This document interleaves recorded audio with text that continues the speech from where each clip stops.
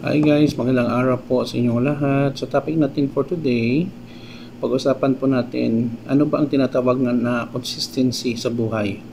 Before tayo guys magsimula, magpapasalamat po muna ako sa lahat ng mga viewers, silent viewers at supporters sa channel ko. Maraming salamat po sa inyong walang sawang panonood at suporta.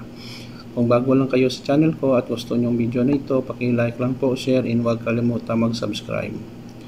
Sa buhay natin guys, tao lang tayo, napapagod, natatamad.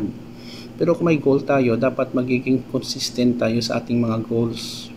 Whether ang goals natin ay makapagtapos sa pag-aaral, magnegosyo, makapag-save ng money to go abroad, or makapagtayo ng negosyo, o ano pa man, may bilhin tayong gadgets, dapat consistent tayo na ma-reach ang goal natin sa buhay kahit paano. By having a consistent mindset, madali nating ma-achieve ang gusto natin, basta hindi lang siya sobrang taas.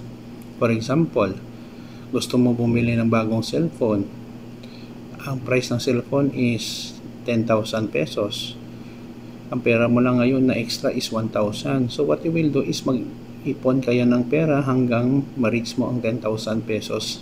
Kailangan natin yan ng consistency. Kung wala tayong consistency, hindi natin maipon ang 10,000 pesos. Hanggang 1,000 pesos lang po siya. Discipline, consistency, hard work, and focus. Ma-reach po natin ang goal natin sa buhay kahit paano. Wala pong shortcut sa buhay guys. So always remember that. And then wag manggamit ng ibang tao. Yun lang po ang mapapayo ko sa inyo. Yun lang po guys, maraming salamat po sa inyong panonood. Paki-like lang po, share, and huwag kalimutan mag-subscribe sa channel natin. Ingat po tayo. Ito naman po kaibigan nyo si Jake. Paalam.